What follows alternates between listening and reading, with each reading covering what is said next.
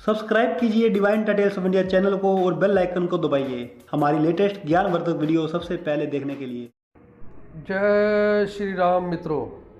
मित्रों, ये तो हम सभी जानते ही हैं कि जिसने भी इस मृत्यु लोक में जन्म लिया है उसकी एक ना एक दिन मृत्यु होनी निश्चित है।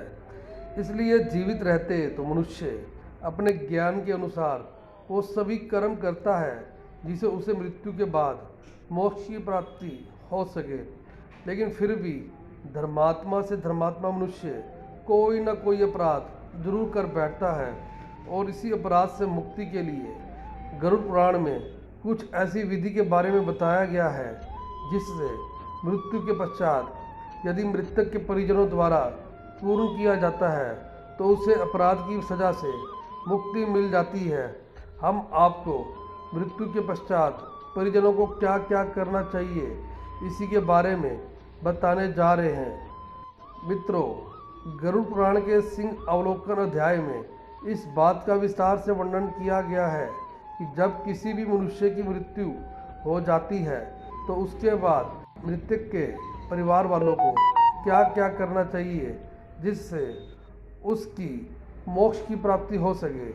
भगवान विष्णु गरुड़ से कहते हैं कि जब किसी मनुष्य की मृत्यु हो जाए तो उसके पुत्र और अन्य परिजनों को चाहिए कि वे सभी स्नान करके शव को भी शुद्ध जल से स्नान करा के उसे नए कपड़े पहना दे। उसके बाद उसके शरीर में चंदन आदि सुगंधित पदार्थों का लेप लगा दे।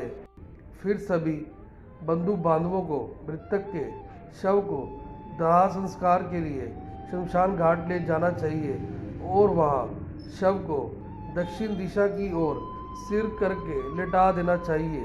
उसके बाद दाह की क्रिया के लिए पुत्र आदि परिजनों को स्वयं तृण यानी तिनका, काष्ठ यानी लकड़ी, तिल और घृत आदि ले जाना चाहिए, क्योंकि भगवान विष्णु कहते हैं कि दूसरों के द्वारा शमशान में पहुँचाई गई वस्तुओं से वहाँ किया गया संपूर्ण कर्म निष्फल हो जाता है।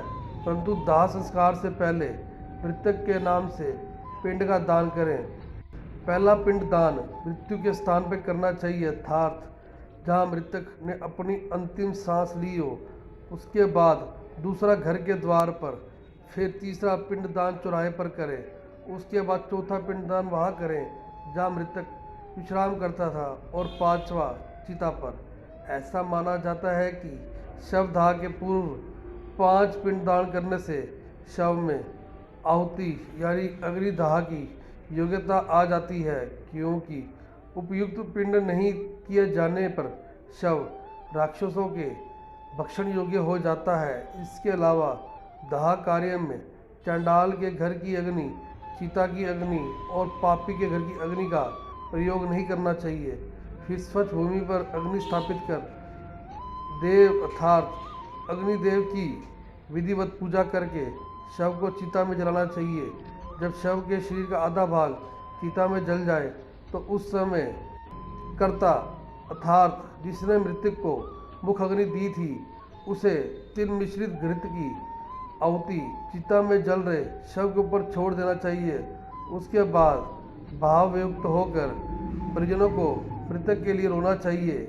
ऐसा करने से उस मृतक को अत्यधिक सुख प्राप्त होता है और मोक्ष मिलने की संभावनाएं बढ़ जाती हैं।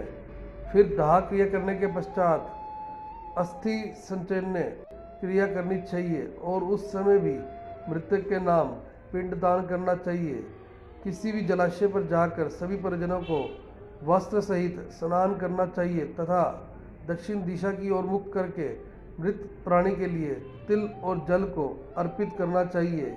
इसके बाद मृतक के परिजन को इस बात का ध्यान रखना चाहिए कि उनकी आंखों में आंसू ना निकलें, क्योंकि उस समय रोते हुए अपने बंधु बांधवों के द्वारा आँख और मुंह से गिराए हुए आंसू और कफ का मृतक को पान करना पड़ता है। इसके बाद घर की ओर प्रस्थान करना चाहिए, जिसमें स्त्रियां आगे आगे और पुरुष उनके पीछे पीछे चलें और घर के द्वार पहुंचने पर नीम की पत्तियों को दांत से काट कर आचमन करें। उसके बाद ही घर में प्रवेश करना चाहिए।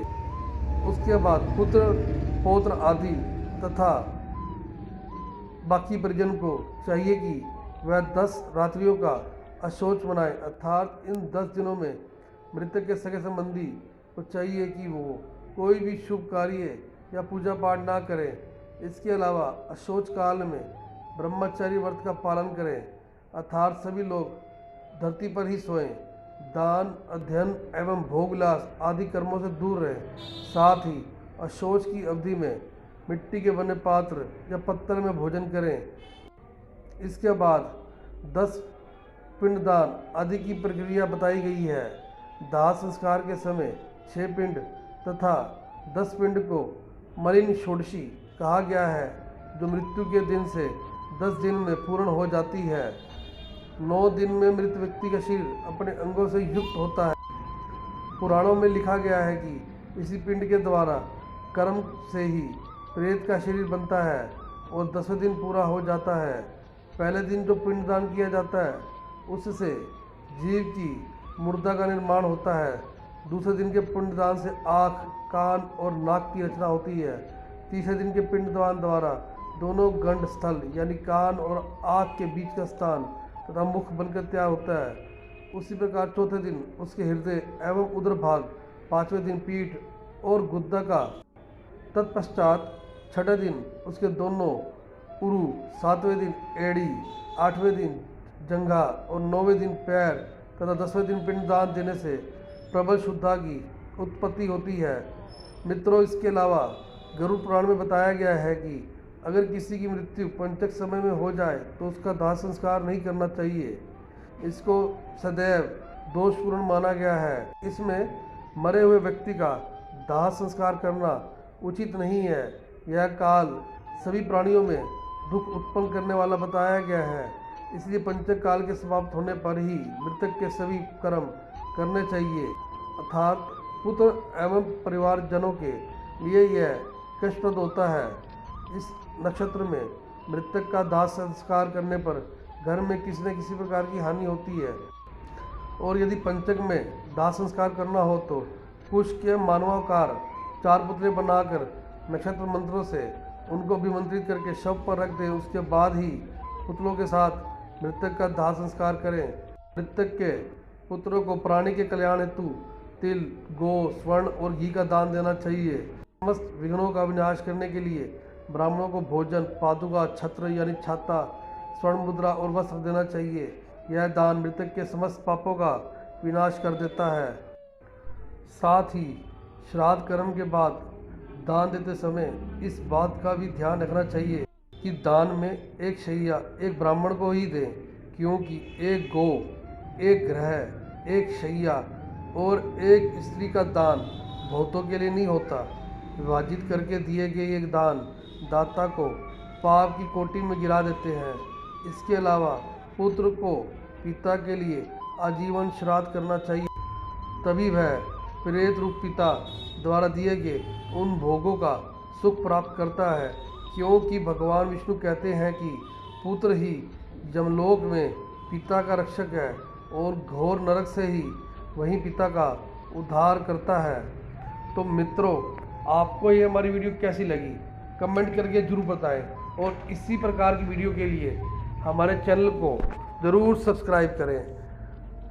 आपसे फिर मुलाकात होगी एक नई वीडियो के साथ। तब तक के लिए जय श्री राम।